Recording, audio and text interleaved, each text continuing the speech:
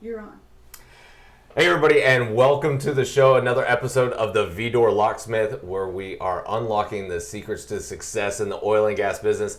Thank you guys so much for watching, and as always, if you are watching, please let us know if you can hear us, if everything's coming through just fine. If you have my phone number, shoot me a text or just comment in the little thing below. It's over here to my right. I don't know where it's at on your screen where you were watching. We do have audio. I've just got confirmation from my mom, who my mom is absolutely amazing. If you guys are looking to be able to do any kind of video work, if you want commercials, product stuff, how it's made at your facility, whatever it is, please be sure to get in touch with her. Her name is Rebecca Cunningham on LinkedIn. So follow her, follow Red Flyer Media. We really do appreciate it. I appreciate my mom being able to help and put all of this together, because it's her 30 years of industry knowledge in videography that makes all of this even possible. Today we've got a wonderful show for you guys today. I'm not really sure which camera is being used. We stepped out, so before I introduce somebody and then they can't be on camera. Okay, sorry, we were just having a little behind the scenes kind of thing.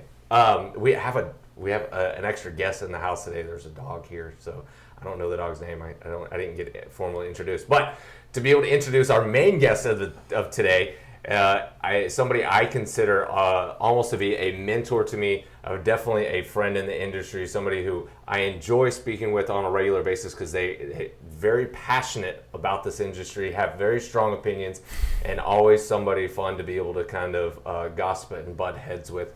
Ken Miller, thank you for being on the show today. Thank you for having me. Appreciate it. Yeah. All right, so Ken is the CEO and founder of Erdos Miller. Tell us a little bit about your start into oil and gas, or the start of your career. Yeah. Because I know that previously in college you had a different trajectory at that time. Tell me a little bit about that. So give me your background there. Yeah. So I entered college as a liberal arts major, right? And so I went to a wonderful high school. It still makes me giggle. Why? Art is so important, you know? I'm not saying it's not. It's just that's not like knowing you. That's not how I. Yeah. So it was funny. Is actually my high school had a fantastic program for liberal arts, right? And I was doing that. And the last year we had an internship. We were supposed to have an internship, right? And my internship was supposed to be going and doing 3D graphics at this local Sugarland design studio, right? And that company pulled out at the last second and was not offering any more internships. And we were about to get just gypped out of an internship for our senior year. And they said, well, you can either take more classes or you can go with the engineering kids, because there was an engineering academy at my high school, to TI, right? To Texas Instruments. And I was like, I'm taking that because I don't want to be in school, right? And they put me in the marketing department there, and I kind of my senior year I worked there, and then they gave me a little job after high school for the summer, and that was a lot of fun. We did a lot of advertisements and got to rent these exotic cars and take pictures of them in the studio, because they were all filled with TI microcontrollers, and that was part of our marketing, was for automotive. And then at the end of that summer, I don't know if they told me they ran out of work for me, but I actually suspect that they just got tired of me, right? And so they had they had the engineering manager come down and interview me and to see what I knew. And he's like, "Do you know how to program C code?" And I go, "Yes." And I knew how to program PHP, so I didn't feel like C was a far stretch, right? So I went home that weekend and I learned as much C as I could, and then I started as an embedded C developer, intern the next Monday, right? And then that's how they got me into engineering, right? And so for the next couple of years, I was working at TI during the day, and then I was still doing the liberal arts. And Ken, why are you doing liberal arts? Switch to engineering. You're already doing engineering work here at TI, so just switch to engineering, right? And that's how they got me switched over. And then I was at University of Houston. I changed my degree to electronics engineering technology, and got into computers and circuits and software and all that kind of stuff. I always enjoy hearing that story. From the very first time you told me, I was just like, what?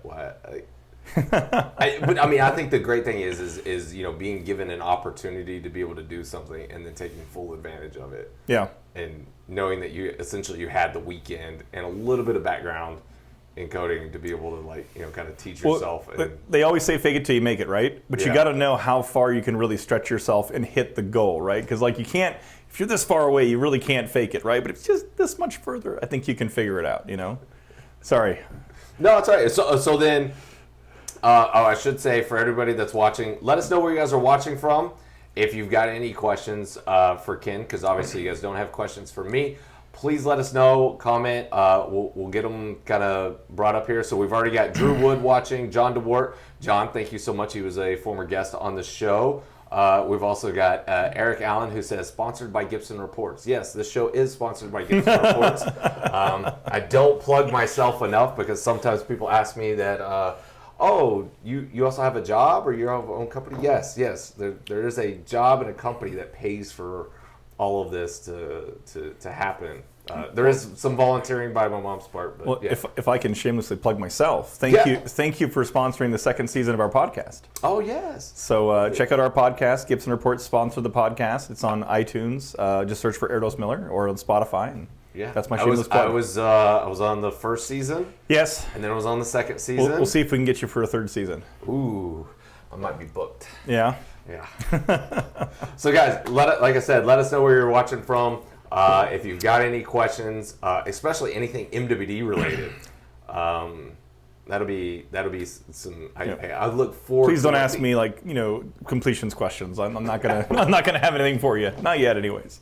So tell me a little bit about while you were working at TI, then I know obviously the kind of the punchline of the story is that you guys have Erdos Miller. So how did that transition happen from going from TI to forming what is now Erdos Miller? So I did I did TI pretty much the entire time I was in college, right? And I was working full time, and then I did that college in the evening. And so I got recruited to a small oilfield startup called Teledrill about my fourth or fifth year of college, right? And that was a big transition for me because that was going from a big company, Texas Instruments, where I was probably guaranteed to have like a 9-to-5 job and salary and 401k and like profit sharing for the rest of my life, right? To this little startup that wanted to pay me as like a 1099 contractor, like $20 an hour, right? With no benefits, none of that kind of stuff, right? And that was that was a really scary transition for me, believe it or not, right? And I talked to the owner of the company and said, hey, I'd like to join you guys. It's like you're doing some cool stuff, but I'm kind of worried about job security. And he said, Ken, what's job security? The only job security in this world is what you make for yourself, right? Just keep learning and keep improving your skills. That's how you get job security, right? And I thought about that, and he completely convinced me to join his company with that, right? Yeah. And so I spent about a year and a half there, and it was a lot of fun. That tool was way ahead of its time. This was 2007 to like 2008, middle 2008, and we were building a 15-foot NWD tool that had a pulser that could do a 0.3 pulse width or better, with a turbine alternator and short and lithium. It was just crazy, right? It was way ahead of its time. And that was a lot of fun. And so it would still be a good tool. It would still be a good tool, right? Yeah, it was fantastic. It was 10 years ahead of its time, 12 years ahead of its time. It was a lot of fun to work on. And I got put in charge of the surface system. And so that's how I got into NWD. I was developing the software to actually, find the mud pulses and decode them and turn that back into data. And then I actually met Abe there, who's my Abe Erdos, who's my co-founder, right? He got recruited into that company from just another person that he knew that worked there. And he got put in charge of like a lot of the downhole circuit boards and stuff like this, right? And anyways, so it was funny because the day I met Abe, I hated him. Because this is a funny story too. So he came in, and Abe is he is one of the best engineers I've ever met. I really can't think of anybody I've met who just exceeds his just raw technical capability. I mean, Abe is just fantastic. And anyways, so he came into the company. I'd been there for like 3 or 4 months before him, and I was trying to solve this little problem with circuits, right? And I'm mostly a software guy. That's what I'm good at, is programming. And then circuits, I'm kind of dangerous with, right? And he came into the company, and in 30 minutes, he solved a problem I've been struggling with for like a week. And I was just so mad because I was like, who the heck is this guy? He's going to get me fired. I was furious, right? And I went home just fuming that day. And then I slept on it. I came back the next day, and I was like, you know what? I had to change your heart. We're going to be best friends. you know. And so I just, started learning from him, and kind of learned to respect that I can't be good at everything, and that other people are going to be better than me at a lot of things, and it's just part of what I have to navigate in my life and career, right? And so we've had a really fun collaboration ever since, right? And so that's what got me into like the oil field, if you will, and and started learning everything there with NWD, and I was hooked. Personally, I really struggled to find a calling in college. Because I did start as liberal arts, and then the TI guys kind of like persuaded me to like move into engineering, right? But that wasn't like necessarily where my heart was at, right? And then I got into NWD and oil and gas drilling, and they took, we were still drilling for gas up in the Barnett Shale, and I remember going to like my first rig outside of Dallas. I was drilling for gas, and I was just hooked. It was just awesome. Like this massive machine putting this miles long hole underground, right? And like we put our NWD in the hole, and I remember it was like 3 a.m. by the time we finally picked up tools and got down to the bottom and started drilling. And we had this like truck that we had built out that had like a little workshop in it and a bed and like stuff like that. We had our surface system in there. And I was so exhausted because I've been working on the surface system for months, and we'd done like tons of shop testing and flow loop testing. This is the first live test. And it's 3 o'clock in the morning, and the tool finally starts pulsing away, and everybody in the truck's really excited. It's like, can it's decoding. And I'm like, hooray. And then I fall asleep. So I was just so exhausted, but it was just so cool to think that this device that we had all collaborated on was miles and miles away underground, sending us this data, and then the software that I had written was picking out the pulses and telling us what the values were, and it was a really good feeling, right? And so I've been kind of hooked on oil and gas since, because it's such a cool area of technology to work in, right? So you know me, I'm very impatient, and I can't stand red tape, right? Like what? Like, oh my gosh, like I couldn't make it in like the automotive or medical or like other industries like that have tons of like regulations and rules and tests that have to be done, et cetera. And oil and gas is just such a fantastic space because it really encourages entrepreneurs and innovators, right? There's very little red tape, right, for the most part, right? Low barrier to entry. No, sure. I wouldn't say that. There's a ton of really great products out there and really great competition. I don't think the barrier to entry is low at all. I just think that it's not encumbered by like governmental or industry red tape, right? Yeah. I'm going to say this, and then I'm going to get in trouble because someone's actually going to go out and make some. There are no regulations on measurement while drilling systems, like at all. Yeah, bleep that out, right? It's just an incredibly fun space to work in, and we're building these devices, and these devices are incredibly complex. Like a measurement while drilling system takes so many disciplines to make it come together, right? Because you have to have fantastic mechanical engineers and electrical engineers and firmware developers, and then you got to have data scientists and algorithm processing. It just takes a lot of effort and love and discipline to make a system bring it to life, and it's just such a fantastic challenge. And so I often say that building NWD systems, we have, it's like launching a satellite, right? Like it's like that level of fun and cool for me. And I often say that we have all the requirements of space, right? Because it has to go underground and send us data from miles and miles away, and it has to work. Like failure is not an option, right? And we have all the requirements of space and none of the budget. So it's very true. It's a fun challenge, right? Well, I want to be able to comment on two things that you said there. So, like, one about the hating Erdos. I think that's hilarious because like it only lasted for like 12 hours. So for like the simple fact that like I've met Abe, I've been around you guys. I don't know, like 5 or 6 years or something. Like interacting with Erdos Miller, and I've heard him probably say 3 words.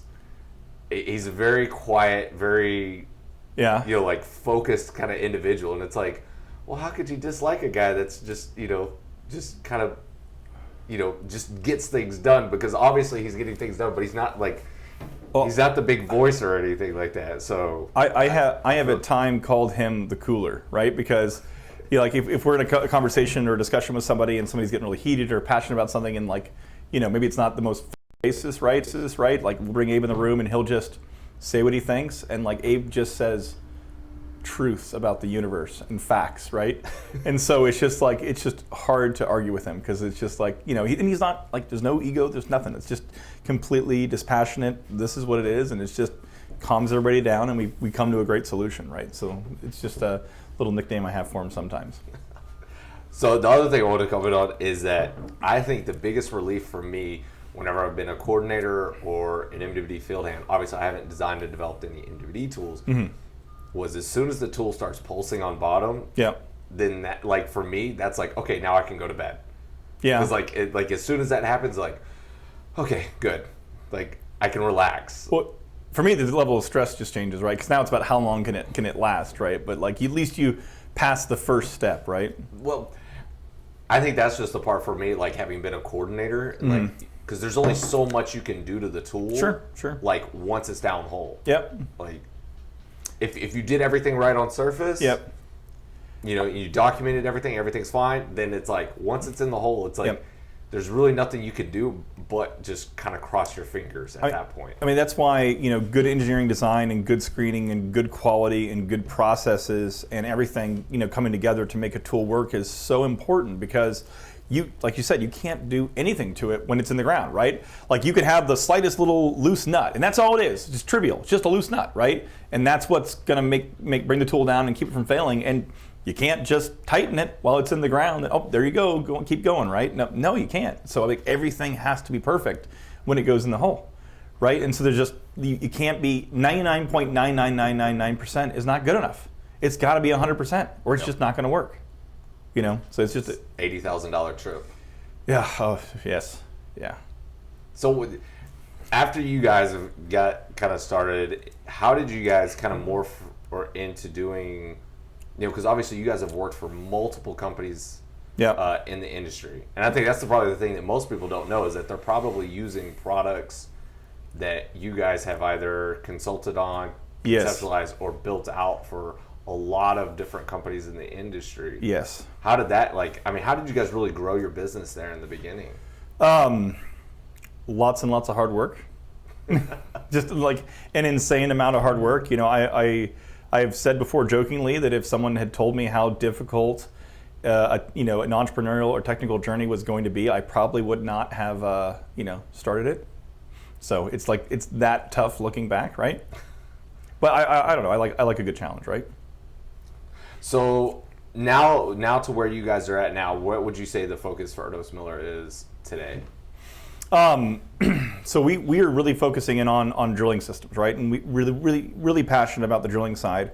Obviously, a lot of our heart is in NWD. We're also working in areas, anything that's really related to needing processors and a brain and sensors and stuff like that. So we're working on NWD systems and logging subs, and then we're talking about making like smart bits or smart motors or this kind of stuff. So, we've got a very core focus on drilling right now, and then really playing to our strengths in that area. So how have you seen the market change over, since you guys started to where we are today? Because obviously I know that you guys have had people come to you with ideas and concepts and say, hey, we would like to build this, or we would like to try this. What have you seen change over the last 6 or 7 years? Is what were people thinking about then versus what people are thinking about and requesting now that you can share? Sure. It's funny is we actually started the company in 2009. And we were so young and naive that we had no idea that we were starting in the middle of a downturn, at all. We had no clue. What's a downturn? I have no idea. And so, honestly, what's interesting is that I don't know that too much has changed in what's been requested. Right? It's better telemetry, right? More sensors, and more reliable systems, right? And I think that what I underestimated. Maybe a lot of the people in the industry underestimated is just how long of a journey that was, right? And because going even back to that tool we were working on, IntelliDrill, was way ahead of its time. The ideas were all right. Even today, if you were starting off on a new NWD tool development, you say short tool, super fast pulsar, turbine generator, that all sounds good, right? That sounds like the brand new specification for a brand new tool that you'd break ground on today. And so it's very, very difficult to develop these systems and then get them out in the world and get them working, right? So I probably shouldn't say this, but we've been working on the micropulse system, which is our directional module. Oh my gosh, at least 6 years in earnest, right?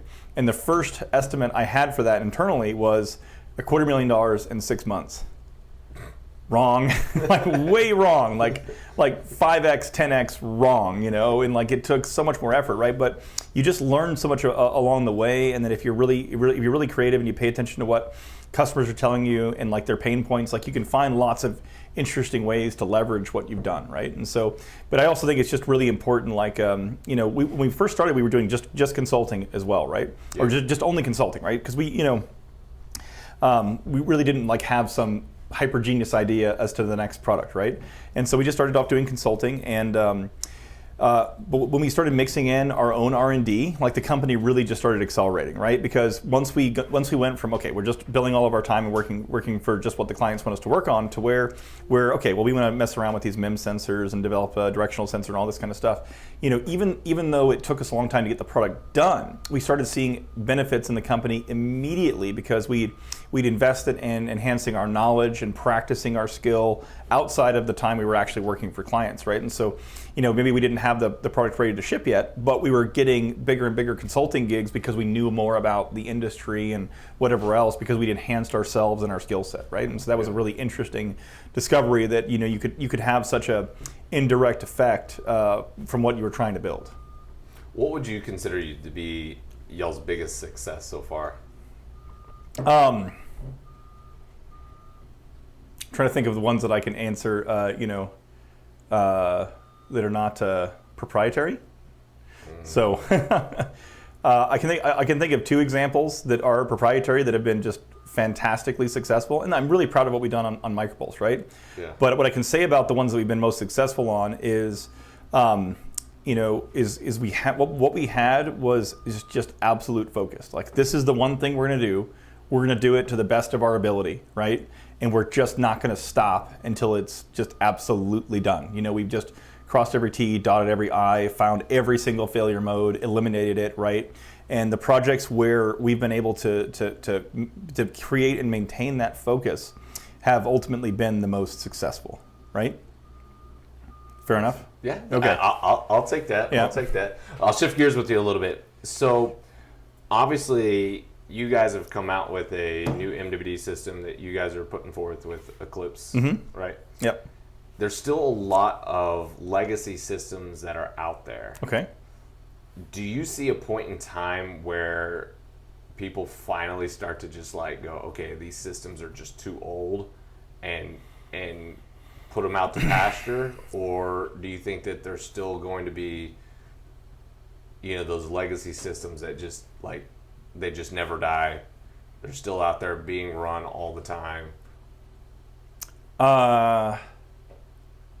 Okay.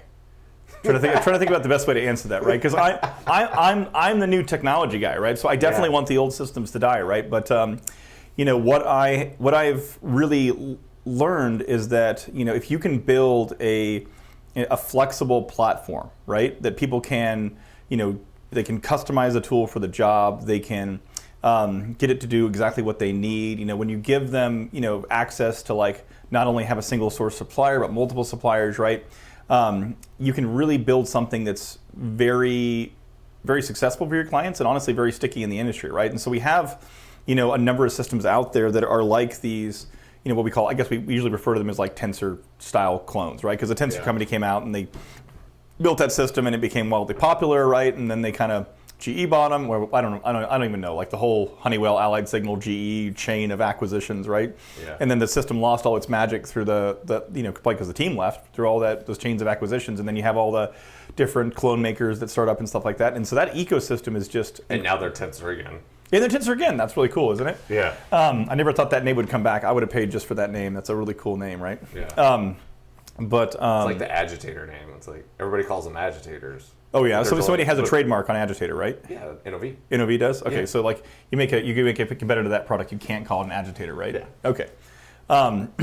Anyway, so one of the things we're really trying to do with Eclipse is make it so that you can reuse a lot of the components from those existing systems, and then we're making the system just as flexible and open so that customers can, you know, build it to, you know, customize it for the job that they're on, right? They can build on top of it, and they can build, you know, either like software plugins or add instruments to it or whatever else, because we recognize just the value in having a platform, right? that people can really build to do what they want. Now, having said that, I think tensor systems are still going to, tensor-like systems are still going to be around for some time, and like especially in like the remote parts of the world where they buy a system and like just stick with it forever, right? Yeah. But I think you're going to see a transition over the next 5 to 10 years here, where I do kind of fundamentally believe that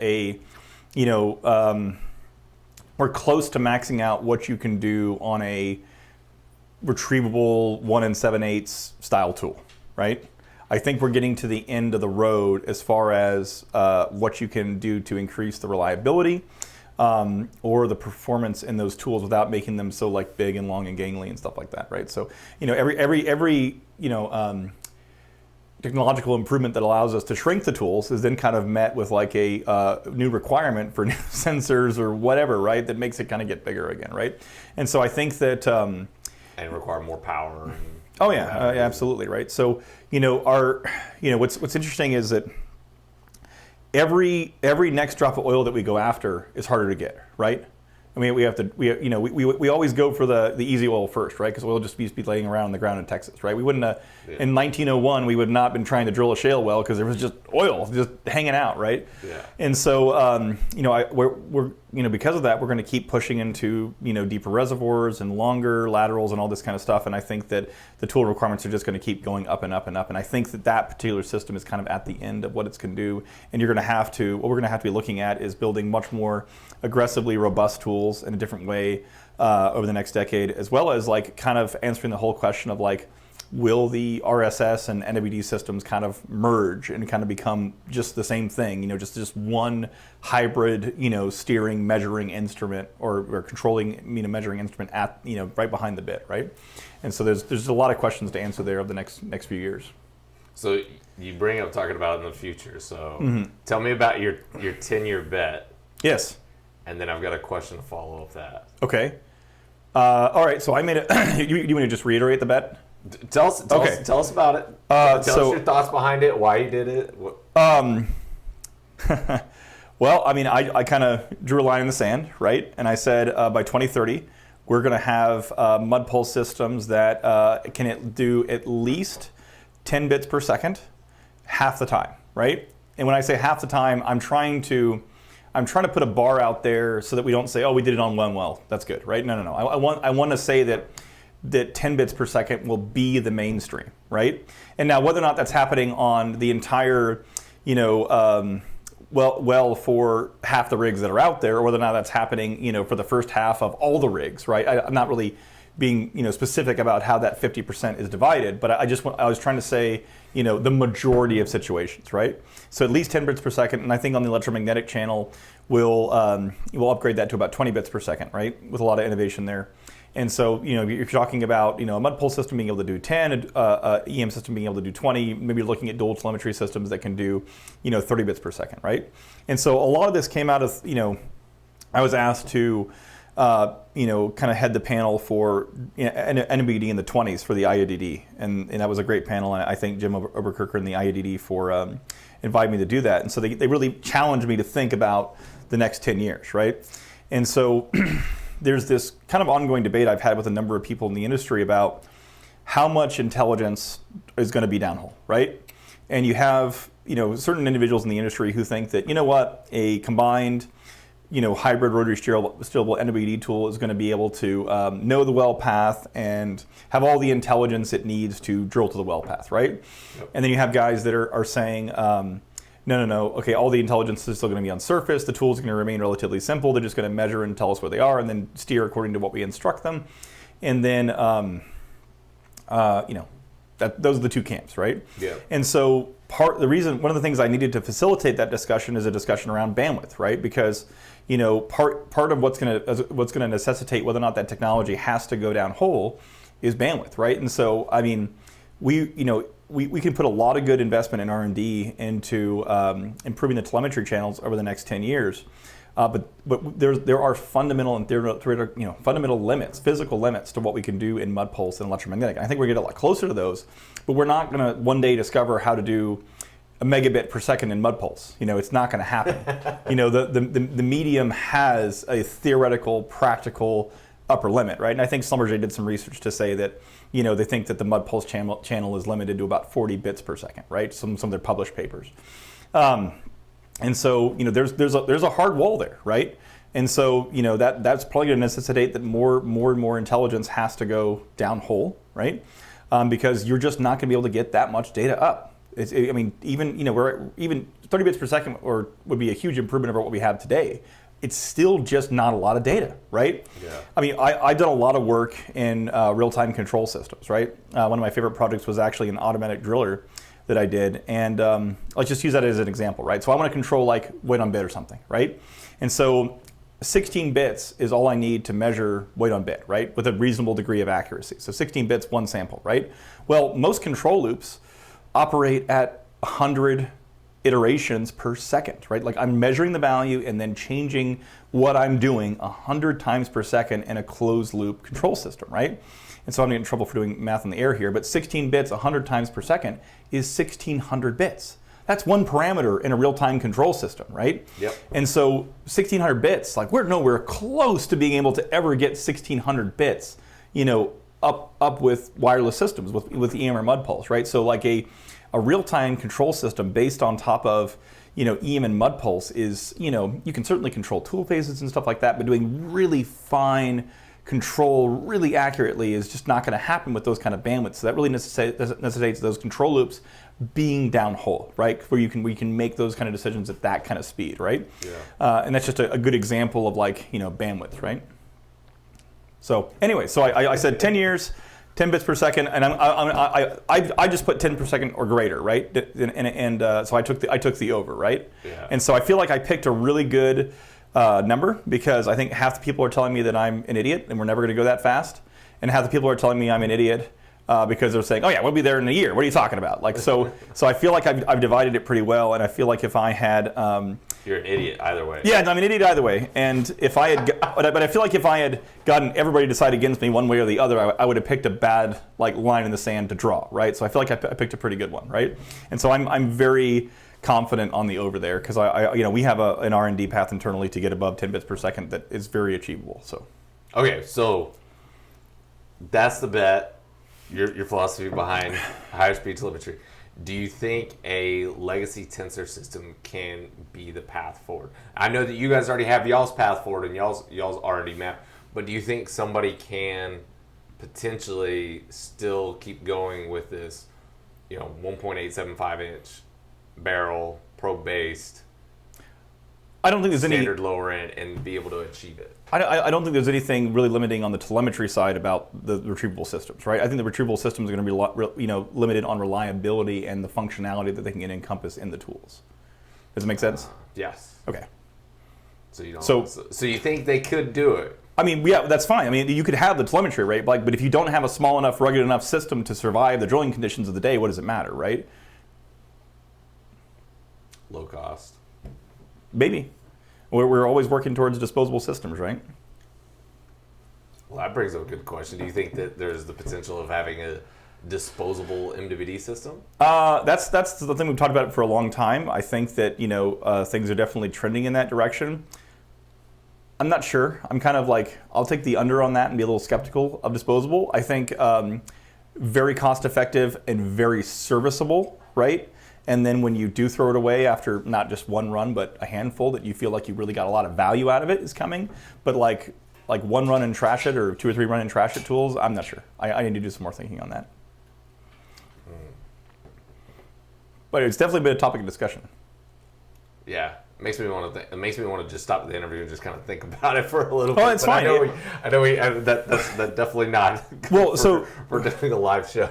Well, I mean, NWD has a really fantastic challenge for reliability, right? Because the analogy I like to point to is airplanes, right? And like airplane maintenance is a big deal, right? And it's highly regulated, and there goes a ton of science and engineering that goes into it, and statistics. Oh yeah, it's just crazy, right? And if people who are doing airplane maintenance, airlines, behave the way that we did with NWD tools, they would take 5 airliners, put them in a big hangar, take them all apart, put all the parts in requisite bins, and then build 5 new planes out of all the bins, not really caring about which one it came from the airplane before, right?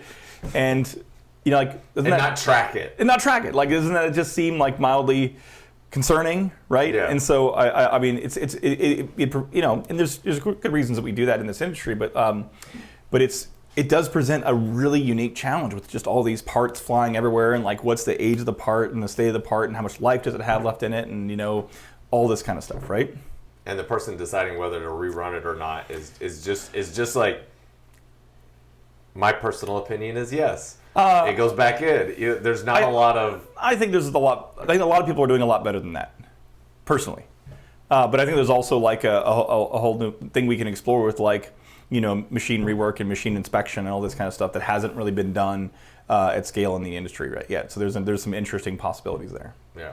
I think we've got a question. So, hey, if you guys are watching out there, throw out some questions. The harder, the better. We definitely want to challenge Ken today. Make him sweat a little bit. All right. So Patty Murphy says, are you using quad phase or oct phase to achieve the 10 bits per second? Mike, not theirs, yours, 40 bits per second to 80 bits per second. I don't really understand the second half of that, so we'll just stick with the first half. Are you using quad phase or oct phase to achieve the 10 bits per second? I'll be honest, I don't know what quad phase or oct phase is, but and even if, I don't really want to reveal what we're thinking about to get there, but I can tell you that I think it's a combination, to get to that speed, is a combination of, a faster pulsing device, a better encoding scheme than what we've been stuck with, which is Emery for the longest time, right? Yep. And then, a lot better filtering and processing on the surface, right? And if you want to get a little crazy, you could also say that, hey, if you really care about telemetry in this industry, maybe you should care about your medium, which is the mud system. And so maybe it'd be interesting to see if someone's really serious about telemetry, that they don't also start controlling the mud systems that are used, which is an interesting way to think about it. That is. Yeah. Hopefully that answers the question. Okay. Patty, he says, if not, there's your 40 bits. Patty, you're going to have to do a little bit better with the typing there, but I cannot understand what you're trying to. So Brian Doogie says, we go that fast, 8 bits per second, base band, 0.08 AC, done at depth, battery hour limit on probe tools, pulse width, 0.06 AC is 11 bits per second, possibly with oscillating shear valve. I just recently met Brian, and he has a lot of great experience from the majors, and a lot of times we're just waiting for the major stuff, on the patents on the major stuff to expire. And I would say that the majors have definitely shown that 10 bits per second on a regular basis is very practical. So there's good precedent for that as well. So it's really about taking some technology that's already been built and mixing that with some stuff that hasn't been built yet, and then bringing that on a commercial scale to the mass market, right? And not just 10 or 15, 20 rigs that somebody at one of the majors owns, right? Yeah. So. Because I can testify to running 16 bits per second in 2008 offshore in Australia. Right. Totally. So it can be done. Absolutely. So why are we still sitting here struggling with 1, 2, 3 bits per second? Like, what's going on, right? Well, I'm glad we've got to 1. Yes. I mean, for the longest time, it was just like 0.5 was. I'm very impressed, because I remember pre-downturn, like 2013, 2014, anything beyond like a 0.8 was just like your crazy talk, right? Yeah. Like no one was like, oh my God, 0.15, 0.25. So what's interesting is that since the last downturn, I have seen the telemetry and technological innovation really accelerate, which is surprising because we have a lot less money now than we used to have before the 15-16 downturn. So the pace of it has been pretty staggering, which is also what I'm factoring into that 10-year bet, right? I think the other thing I saw was the willing of risk that people were willing to take on the MWD systems. Because in 2011, I was working with Larry McCombs, who's a great directional driller, and he was one of those guys that wanted to push the envelope. And he was saying, he's like, let's run this thing at 0.6. He's like, will this Toltec tool do 0.6? And I was like, I'm willing to run it. Like, yeah. I was like, for me, I mean, I was new to U.S. land at the time, and I was like, let's go for it. Let's ratchet this baby up. And so we were running Barnett shell jobs, running a 0.6 pulse width. And then from then all the way up to 2014, going through multiple other organizations and kind of different stops in my career, I couldn't get anybody else to like buy off on that idea. I was like, I was like, we did this like 4 or 5 years ago and it worked just fine. I was like, why can't we do it now? And everybody was like, nope, not even going to 0.8 pulse width, none of it. And then 2014 happens. I get involved with Lodestar, start doing other stuff, step away from the MVD industry for a little bit. And I come back and everybody's like, oh yeah, we're running like 0.35. And this so obviously there's been a cultural change and an idea that like running faster it's not the detriment to the world. Like there is, it's possible. We're willing to take the risk. And then I also think that on some side of it, there's the operators, seeing the advantage of being able to go faster and stuff as well. Absolutely. So. Well, and to defend some of the thinking you just mentioned, right? So I think there's a lot of value in pushing the boundaries and trying to go faster and stuff like that. I think there's also a lot of value in just providing a consistent service that just works, right? And so I think both things have merit. I'm always going to take the risk. And so will I. That's the fun part of it, right? Yeah. But like the business part of it is a lot of customers they want it to work. No ifs, ands, or buts, and speed might not be the most important thing for them, Yeah. Well, there's also been a big change culturally as far as MWD not being looked at as a secondhand service or just, oh yeah, we have to have MWD to go along with directional drilling. I almost see MWD being the cornerstone of a lot of these directional companies now, where a lot of people are leaning on and saying this is where we actually make our money at. I do like what I've seen with people like focusing in on like one expertise, like saying, okay, it's a lot to handle directional drillers and motor and NVD, so I'm going to focus on just NVD. And well planning. Yeah, and well planning, right? So I think there's a lot to be said about focus. I'm not saying that the other one can't be done and that you can't staff that with the right people to have focus across the board, right? But like that really streams like an organization if you say, I'm going to do an NWD and nothing but NWD and just kill that, right? Just absolutely absurdly kill it, right? Yeah, I think we've seen the success in somebody doing that. Right. It's interesting to me that NWD was ever kind of a secondhand thing because like you got to steer and you got to measure. So like, we can have MWD without directional drilling, but you can't have directional drilling without MWD. Yeah. So yeah. So I've got a question here from John DeWart. John DeWart was on this show a couple of weeks ago. So if you want to see more about him, go and check out that episode before. John is a upstream global consultant. He's got a specialty in oil and gas, automation. I've seen a lot of John's credentials. I'm mildly scared of this question that's coming across. So. John's a great guy. What about the future of hard wire pipe versus mud pulse, especially for automated drilling? Okay. Great question. John, thanks for watching the show. So just, fundamentally from a purely theoretical, technical perspective, wired pipe is fantastic, right? I agree. You can, like when you're getting more than 1600 bits per second, you can real-time control from the surface, right? Like you can have a rotary steerable pumping up data, and then you can, run an algorithm on surface or a Kalman filter or whatever, and then pump down instructions back, right? That's just fantastic. We've actually gotten a little bit of diversity in our practice now, and we're actually working in the river crossing industry a little bit, right? And so these are the guys that use pretty much the same kind of directional tools we use, motors and NWDs and all this kind of stuff to drill under rivers and do massive intersects under bays and all this kind of stuff, which is really fascinating work. But the nice thing is we don't have to use mud pulse in that industry. And so we have a wire line that's connected constantly, and it goes at 100,000 bits per second. So we basically have wired pipe in that industry, which is really nice, right? And it was funny because we built this new system, and it was a big surprise to me because we had all that bandwidth, right? And I gave the software just 1 second tool faces should be great, right? And so I make the system have a tool face update of 1 second, so they're seeing on the tool face. That's a little fast, but anyways, and I show it to my client, and their field hands take a look at it, and they're like, "This is bullshit. This thing's so friggin' slow, whatever else, right?" And we want tool faces, 1/10 of a second. We want tool faces every 100 milliseconds. And I'm like, you guys are so spoiled. Like, do you know what we have to deal with? Never been on a drilling rig with. NVD. Oh my gosh, so slow, right? But so to bring it back into wired pipe, I love the concept of wired pipe, right? And people often ask me, Ken, aren't you worried about all this work you're putting into mud pulse and electromagnetic and whatever, and like that's all going to get wiped out by wired pipe? And I'm like, No, not really, because the game will just change, right? And the game will change to how much data can you get on the wire as opposed to how much data can you get, in the mud, right? Because if we all have wired pipe and then somebody has a modem that can do 200,000 bits per second versus 100,000, then you're going to buy the 200,000 bit per second one. So it's just a little bit different type of engineering and transmission line theory and stuff like that. So let's theoretically talk about wired pipe for a second. So there's two really big challenges with wired pipe, right? And one of those is economics, and one of those is reliability. Okay, and so economics, right? What would you say the price of a positive pulse NWD system is, right? Like just per string, just rough guess, industry average. $120,000. $120,000. Fine. I'm just going to round it down to 100,000 for really easy math, right? Yep. I'm cool with that. All right. I'm going to keep making you do math, right? All right. If I have 20,000 feet of drill string in the hole, right?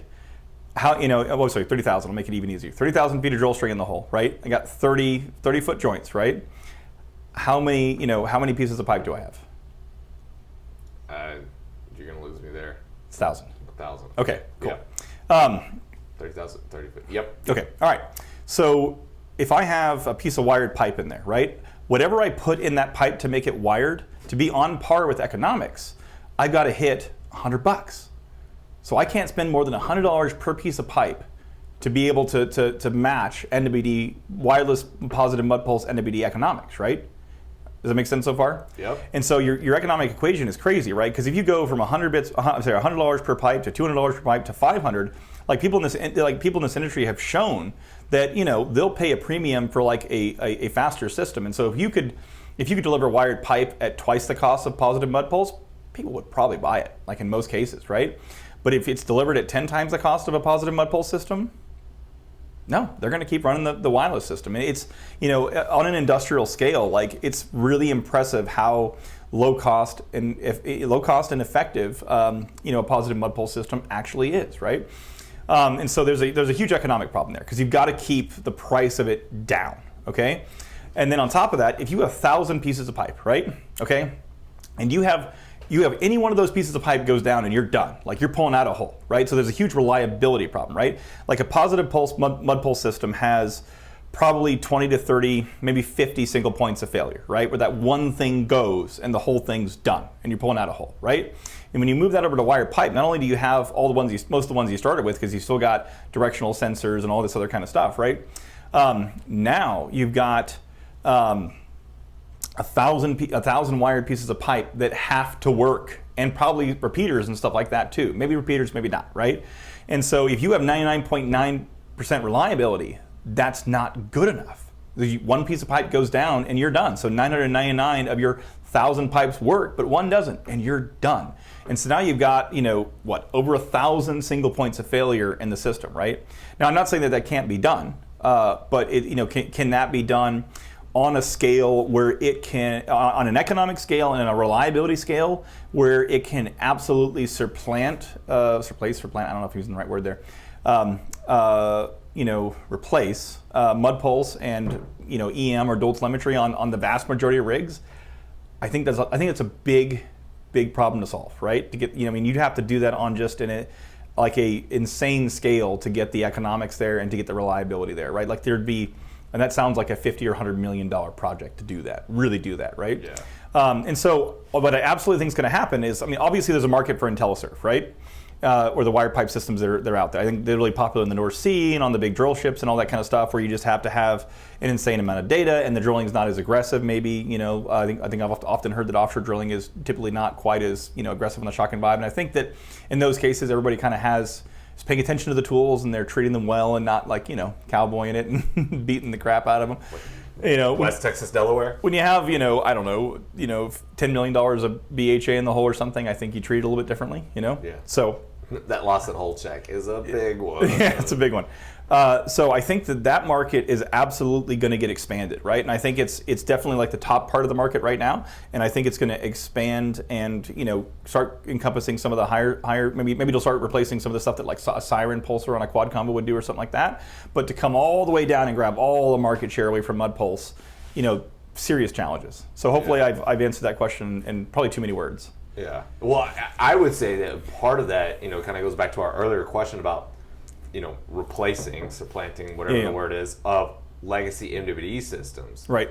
So if there's high-level MWD systems that we have on the market today, and they're still not replacing older legacy MWD systems that are still out there being run, as long as there are low-cost drilling operations being run somewhere in the world, specifically West Texas, where you can have independent operators, where me and you can start an oil and gas company and go out and drill a well. Like, you don't need wired drill pipe, especially if there's 1,000 offset wells, if it's fairly simple. So there's always going to be that place for a legacy MWD system. And even if wired drill pipe takes over 50% of the U.S. land, there's still another 400, 500 rigs potentially that are going to be running, just standard. 20 years from today, what we're building today will be the legacy MWD system, right? Yeah, and they'll still be out there. So I definitely don't think that there's any reason to worry about the wired drill pipe. Now,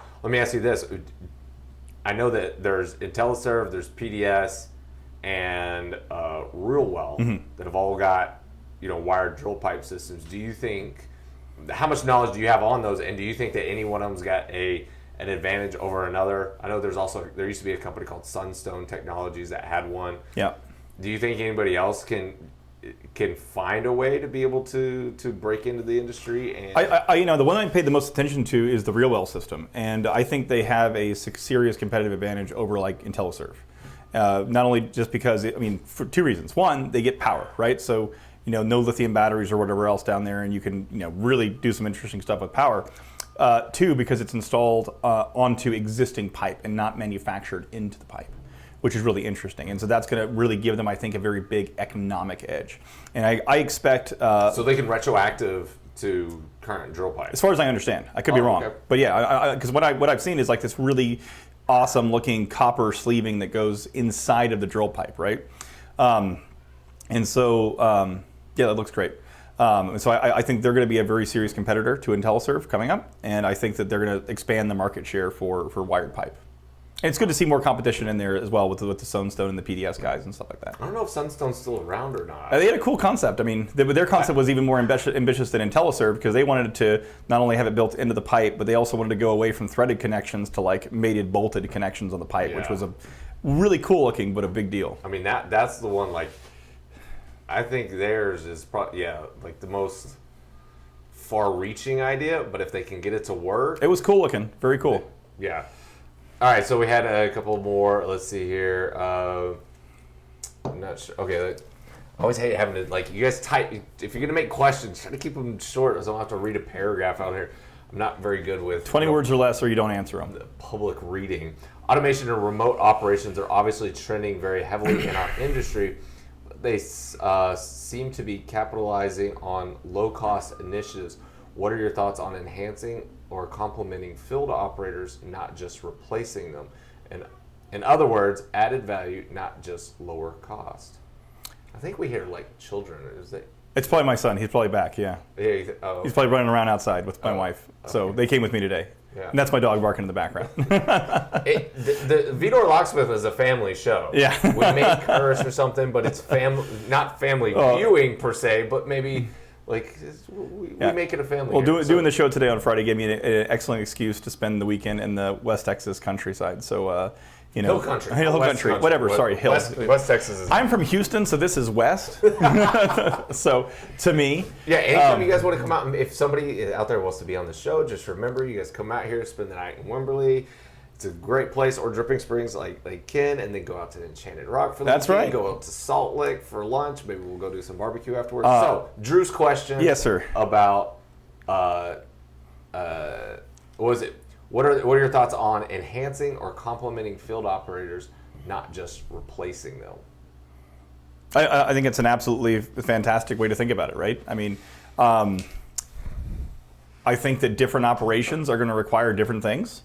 I think that there's a really good case to be made on the safety side for like not having people there, right? And then I think if you're really trying to focus on just absolutely eliminating NPT and then hidden NPT as well, having people on location in a lot of cases is absolutely worth it, right?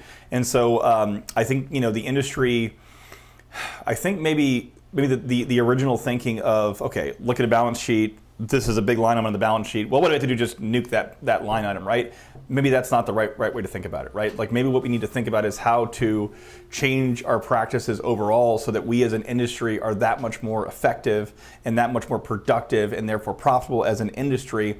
And then where that line item doesn't matter again, right? And that's why we should be thinking about it, right? So we're building all of our new systems to facilitate both, the traditional operations as well as more flexible, more remote operations. And so I think it's incredibly important to support both, because there's going to be situations where just one or the other is going to be great. And I don't think it's as black and white of a question as everybody originally kind of thought it was. And I think a good bit of evidence to that today is we're still not, no personnel on every rig, right? That just hasn't happened, right? And so I think it's a lot more complex issue, and I think that we've got a lot of really talented people in this industry, and we need to put them to work whether or not they're on site or off. Yeah. I think there's a lot to be said about, just having repetitive tasks be automated and then having the humans still there involved in more of a supervisory role. Absolutely. Watching over as things are taking place. Yeah. And if they can watch remotely, yep, then even better. Yeah, I absolutely. I don't know many directional drillers that just love having to be at the rig, or if they could do the same thing at their house. Because if I could do MWD from the house, I would. And that's one of the other good benefits. Sign up right away. Yeah, that's one of the other good benefits is if you can get people off location, they can spend more time with their family, right? And they can work more normal hours. I mean, when you're, the people in this industry do one of the hardest jobs in the entire world. Like, I'm lucky because I get to build these tools, and whenever we have a test for a new system, I get to go out for a day or two or three, right? But I've never had to, I'm exhausted in 2 days on a rig. Like, it's tough, right? And I can't even fathom the guys that are out there for 6 or 8 weeks at a time. Like, that is such a hard job. It's fantastically hard. Yeah. So it's not the best. Yeah. All right, guys. Hey, if anybody's out there watching, please share this. Let other people take in the experience that is Ken Miller and the VDoor Locksmith Show. If you guys got any more questions, let us know. Fire them off. Also, keep letting us know where you guys are watching from. Drew gives a thumbs up. Brian Dugas is saying thanks. And so I know we had a handful of people back at the beginning of the show that said that they were watching. So we had Kevin from Colorado, Bob Joyce from the guys over there at Dynaqual, who are obviously friends with you guys, been on y'all's show as well. Spent a lot of money with Bob. Lee House from Lafayette, Mike Eastep from Sugarland, and then Tom from Colorado, DD watching. So guys, please share, comment, hit the little button down there at the bottom. I know that there's some people that say that they watch, but they don't actually interact.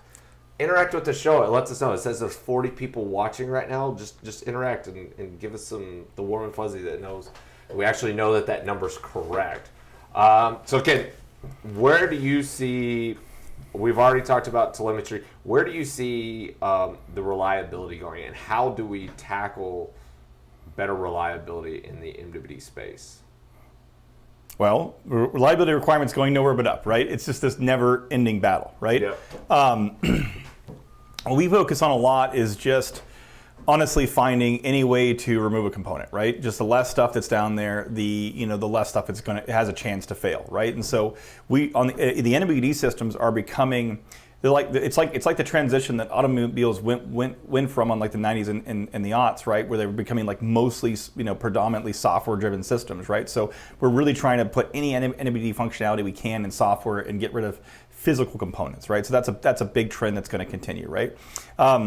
The testing that we do now, the testing that we've had to do to build the quality that people expect today has been insane compared to what we used to do, right? Like 10 years ago, you build a board, pop it in the oven for 175C for 4 hours, it's good to go, right? Like when we're building our systems today, like it's crazy. We do a board level thermal screen, and then we do a board and chassis thermal screen, and then we take it over to Dynaqual, and we spend a bunch of money. We spend a bunch of money, doing aggressive Haas screening where we shake and bake it at the same time with just an insane amount of temperature and vibration.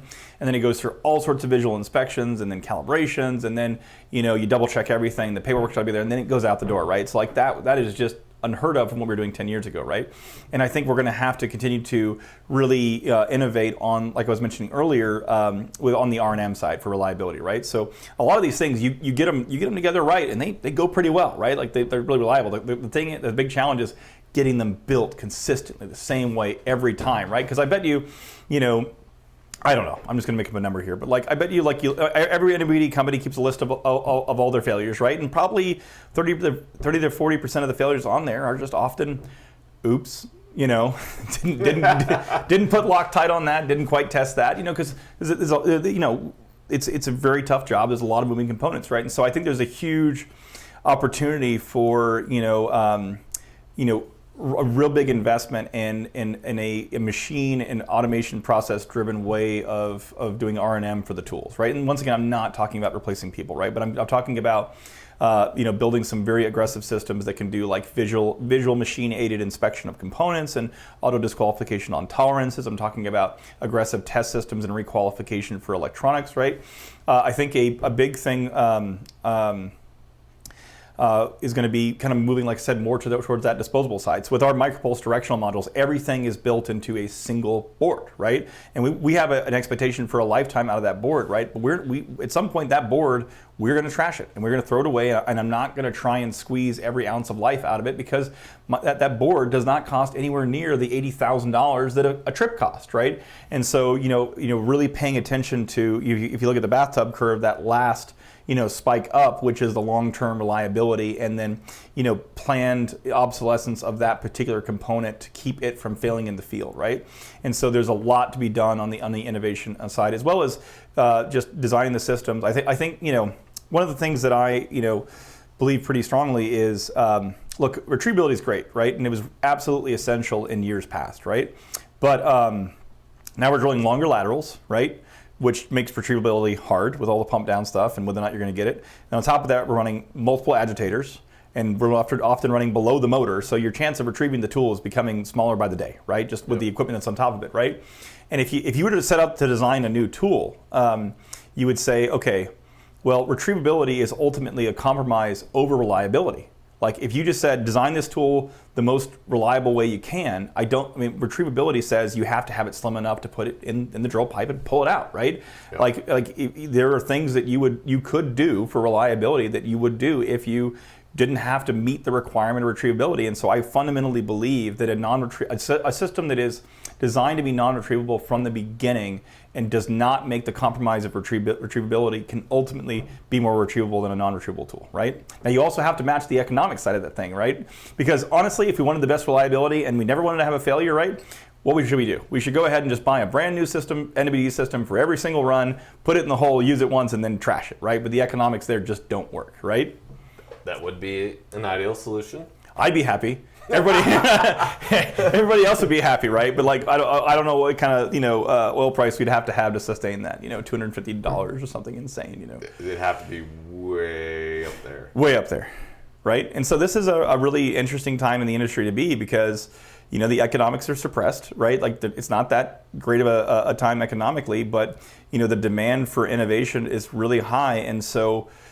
For entrepreneurs that are out there, it's a very difficult time because you have to thread so many needles. You have to figure out how to, build and motivate and get your team aligned. And the same thing with the technology. And you have to get the market timing right. And then you have to keep your quality programs up and all this kind of stuff. And you have to do this in the money that's an economy where it's just very limited, right? And it's a very fun strategy game to play. All right, let's see if we've got any more questions. We have all discussed this before, but why can't we get on the same page as MWD industry? Hold up, I'm trying to pull up.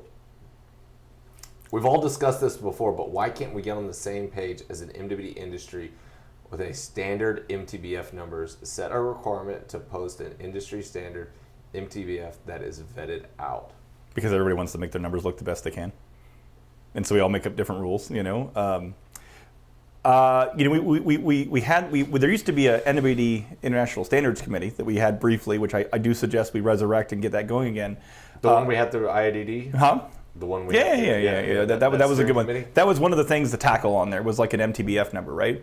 I was talking to one customer the other day where I think they're starting to change the metric to wells between failure, which is a very interesting way to put it, and I think that puts it in more human understandable terms. Now that definition might change over time because when I entered the industry in 2007, a run was like bare minimum 200 hours, right? Because it just took forever to drill because we weren't making the same kind of ROP because we didn't have the same kind of hydraulic power and bits and everything else, right? Now, how often do you see a 200-hour, bit run or NWD run? Not at all, right? Yeah. So it's wells between failures is a really interesting metric. It will change over time, but as long as we're having conversations in the current market at the current time, I think it's a really interesting metric. So I don't know that we could ever fix MTBF as like a way to for everyone to count the same way, but maybe we can find something to replace MTBF that we can all agree upon, or at least is a bit more practical to do. Yeah. By the way, that question came from Nathan Koshman, who's the CEO over at Total Directional Services. Okay. So, Nathan, come on the show at some point. I know I've asked you before, so don't keep dodging my emails or texts or whatever. I can't remember what I sent to you, but come on the show. So, let me ask you this: if I'm gonna go back to the other one. Yeah. Maybe you should start collecting all the failure information. If you had to submit failure reports along with your well path, maybe that would change things a little bit as far as reporting. I will say this: I would more than happy collect that number. Yeah. I think the thing is that I don't think anybody wants their number out there. I would collect an industry number as a whole and say this is where the number's at. Yeah. Like industry average. Here's the number. Just anonymize all the data, show them the curve, show them the outliers on either side, and say this is where you fall, and just tell them that privately. Yeah. So, all right. Sorry, what's your question? And just put that. Can't even remember now. As far as calculating the MTBF or mean time between wells or mean time or per 1,000 feet or 10,000 feet, how do you think we go about tackling that problem? Because the thing I see is that some people are going to be like, what is a failure, what isn't a failure is like the really difficult question. I mean, if we just sat down and drew up a standard way of doing it and said, this is the NWD ISC definition of MTBF, and this is what counts for a failure, and this is what doesn't, right? And you say that's the standard, and you make that a standard that we all follow, right? And then maybe, somebody like Gibson Reports has the ability to go in and audit companies and make sure that they're doing it correctly, right? Then maybe that's talk about being the most hated guy. Yeah. Sorry, maybe a bad business suggestion, right? Oh. But I mean, maybe that would be a step in the right direction. Is just having a. Should I wait a second? Sorry, it's a little bit of technical difficulty behind the scenes. For some reason, audio started playing from the laptop that's running the show. Yeah, maybe if we just finish the definition and then we all agree to use that definition, and then operators ask directional companies, are you using this definition when you report MTBF of us? Maybe that would be a step in the right direction. All right. I don't have much more thoughts than that on that at the moment. I'll think about it. I'll say this, as being part of the board of directors of the IDD, Yeah. I'll see if we can resurrect the MWD steering committee. Yeah. To see if we can maybe start putting some wheels in motion to get Yeah. that done. So if anybody's watching and you want to be a part of it, send me a message. Maybe not on the stream, but send me something on LinkedIn or email me or call me or text me. What I don't want to try and solve is how to get everybody's shock and vibe numbers the same. No. I'll say this. I know who's watching that would love for us to be able to do that. That's Bob Joyce. He would love for us to be able to try to come up with similar, because I think that was the conversation we had. We started talking about MTBF, and then we all went to like, well, if with MTBF, why don't we just all say the same shock and vibe, and then and it was just like, that's conversations. The problem is like everybody builds the tool differently, and everybody's boards mount a little bit differently, and they use different shock and vibe sensors, and then there's different tool designs, and so all that affects it, and making each tool kind of give off, the different shock firmware. Yeah. I think between tools you should be able to see obvious trends, but it's gonna be like gamma, right? Where the absolute value is not quite as important as the relative changes, right? That's what you really gotta be looking for, right? But I can tell you one solution I can think of to make it uniform across the industry: buy and run only Erdos Miller tools, and then sorry. Couldn't help. The entire industry would just. That's right. Would 100% market share. take all the other MWD That's tools, right. put them in the back of a plane, Yep. fly it over the Gulf of Mexico, and just dump them out. Yeah, just buy all tools from us. Sorry, shameless plug. I couldn't help myself. Sorry. All right. I mean, It works. Yeah. Has there been research and or advancement in hot hole tools? From Tom Beckett. Tom, where do you work at? Senior directional driller seeking employment. Well, Tom, hopefully you can find something here pretty soon. Thanks for watching the show. I haven't seen enough of a market to justify a lot more hot hole tool research, right? I think the guys that put the most money into it was Weatherford with the Hell tool, and HEL, right, which is a cool name to call your hot hole tool, the Hell tool. But I think that there has been some rumors that they kind of regretted that financially, right? I think and maybe that was more because they took the hot hole tool and tried to run it in normal hole conditions, and it's pretty expensive. But I've heard from a number of people that tool did not really work out economically, right? I think that hot hole stuff is a lot better of a market for disposable type stuff. So like making a board that's 175C rated, maybe 185 or 195C survivable for a couple hundred hours and chunking it. Like if let's just say the market all shifted to hot hole tomorrow, right? It's all 185 or 195C, right? You've got two technological paths you can go down for your electronics, right?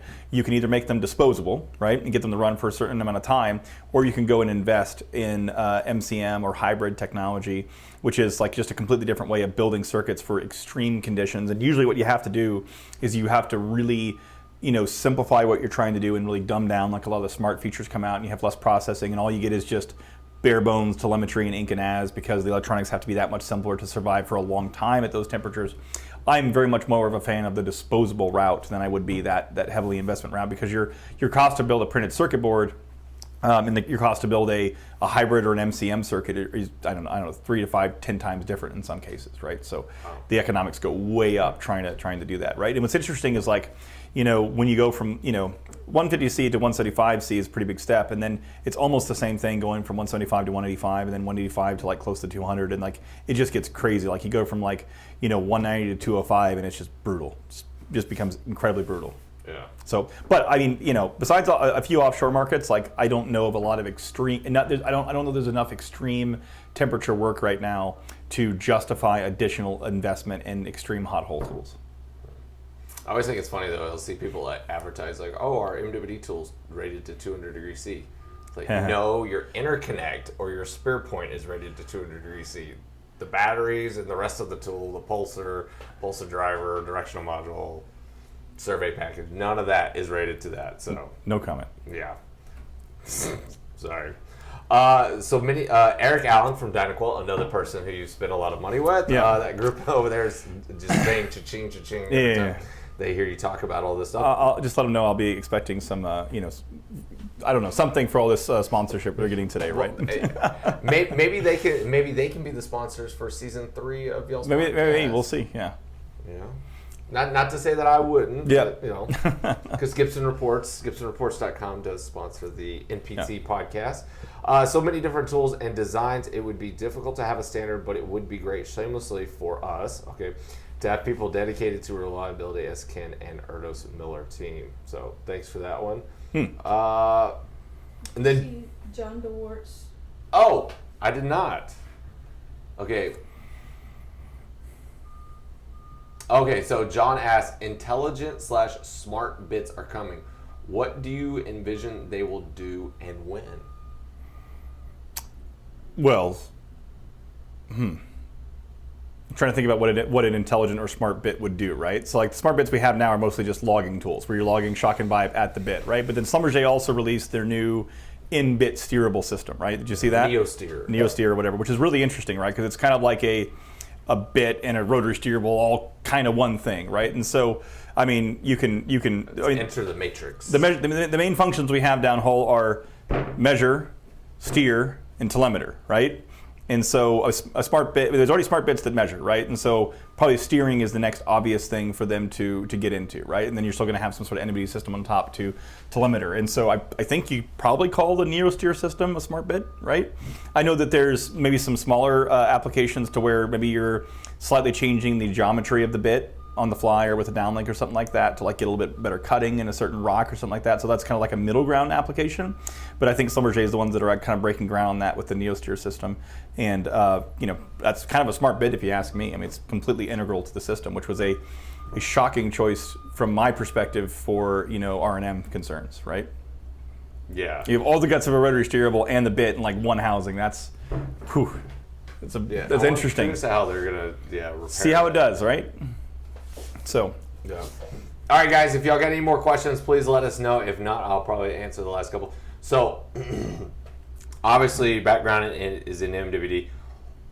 What if you could educate the industry on one thing? What would it be? Oh my. This is a question I wish I would have had some time to prepare for. Well, that's why I told you I'm not going to. Just for everybody's knowledge, while he thinks about this, I did not give kid anything. Probably asked me like 10 times, like, so is there a plan? Are we going to talk about what we're going to talk about beforehand? None of it. So all of these questions are all kind of like off the cuff, and half the time I'm thinking of questions while we're talking. So. I don't know that I would educate the industry so much as I would just offer encouragement and persistence, right? Because obviously this is kind of a difficult time in the market. And I can tell you that I've been through a lot of very difficult times in my career as an entrepreneur. And the thing that, I kept reminding myself is just that, just keep going. Just honestly keep going. Motivation, you got to really be passionate about something, because motivation is never going to get you through. Like for better or for worse, I love this industry and I love what we do, and it's just fascinating to me, and I'll probably spend the rest of my career working on these kind of systems just because I love it, right? And so that's one of the things that's really kept me going. And I can tell you, every time that things have been so difficult that I felt like I wanted to quit, when I push through it and I get through it and I get on the other side, I always look back and go, wow, I'm really glad I did not give up at that point, right? So I've almost come to embrace, they say when you're working out, and this is totally not how hard I push myself when I work out, because I'm a total wimp when I work out, but they say if you're not feeling like you want to quit because it's so difficult, you're not really pushing yourself, right? And so I've had to just kind of, train myself to get used to that. And so I would just offer encouragement to whatever it is, whatever your passion is, whatever you're trying to achieve, just keep going. And just, one of our core values at Erdos Miller is being unstoppable, right? And what we mean by that is just, having the drive to you've said you're going to do something, come hell or high water, we're going to do that, right? And we're going to make it happen for us or for the clients or whatever, right? And that's something that I've really had to embrace in my life to get the company to where it is, and I think even have a remote chance of being successful. So, sorry to answer your question with a sidestep, but that's the one thing I can imagine saying to the whole industry, especially in this time when it's kind of a tough time, right? Yeah. So it's difficult for a lot of people, and I would say that's even for the people who may have been laid off or let go. Don't give up, don't quit. Educate yourself, keep growing, keep learning. There will be an opportunity out there for the people who continue to work hard and continue to add skill sets. Education is the most important thing. I'm an entrepreneur. I do not look at the profitability of our company as to a measure of our success. I look at, one of the things that I look at for me is, am I learning on a daily basis? Am I getting better? Are our people getting better? And then therefore are our tools and systems getting better? That's one of the key things that I look at, that we're making progress. You guys have got an amazing team over there. About a handful of people over there doing good work. Thank you. All right, guys. So, last question. What frequency is the dump truck backing up at in the background? Thanks, Eric. Well, it's audible, so it's going to be between 2 and 26 kilohertz or something like that. It's probably 10 or 12 kilohertz. Right up until I walk out there with a shotgun. Don't kill anybody, Mom. Yeah. All right. Well, guys, thank you guys so much for watching. We really do appreciate it. Be sure to follow Ken on LinkedIn. He's always putting out great content, whether it's MWD-related stuff or pictures of him in his 3D printer with his kids. He's always got good stuff going on there, so be sure to follow Ken. Be sure to go to Erdos Miller's website, erdosmiller.com. You guys have got a lot of free stuff on there. There is a ton of free stuff. WITSML stuff. You've got the MARI. There's the WITS simulator, right? We've got our surveys up. We've done a number of industry surveys to collect opinions, and that's all free content, right? We have basics of MARI and QMix up there, right? A big thing that I'd like to promote, which is our free Wave data analysis software. Wave is a free program. I've literally had people download it and then ask me, Ken, how much does this cost? Because it's so awesome. It's free, Free. Free 95, you guys. Yeah, free. So now you're confusing the issue again. So you download it and it can bring in memory files from most any type of MWD system, surface systems, whatever else, downhole data loggers, and we can correct any time misalignments, and you can analyze all that data in one graphical setting, right? And so you can pull in data from the EDR system and like a black box kind of data logger and your NWD system and your rotary steerable and look at it all together and figure out what the heck happened and why, right? And like it really gives you like an unprecedented ability to bring these systems together, and we're committed to keeping that free, and we're also committed to having that be compatible with every system that we can run into out there, even our competitor systems. And so if you find a system that you need to analyze memory with that's not currently in there, send us example data and we'll add compatibility. Awesome. Sorry. No worries. Yeah. So like I said, guys, follow Ken on, link up with them on LinkedIn. Check out their website for all of the cool stuff that they've got there. Follow the company page on LinkedIn where they've got the new MWD Basics series. It's a couple of videos talking about some of the basic level and fundamentals of MWD. Podcast. As well, Season 2, brought to you by GibsonReports.com, Gibson Reports, NPT Podcast. Go and check out the podcast where we talk about, or not me, but you guys. I was on one episode, but we'll talk about a whole variety of different things. Yeah, and we'd love to get more suggestions about what people want to hear about as well. So if you want to be on the podcast, get in touch with them. If you want to be on the VDoor Locksmith show, get in touch with me. I'm more than happy to have anybody else come on the show. So guys, thank you so much for watching today. We really do appreciate it, and hopefully you guys have a wonderful weekend. I wanted to give a quick shout out to Artie Morrison and the guys at IDS for hooking me up with Pass last night to the Fin Feather Fur thing out in Houston, Texas last night. It was a ton of fun. Enjoyed seeing everybody out there last night. And as always, know your industry.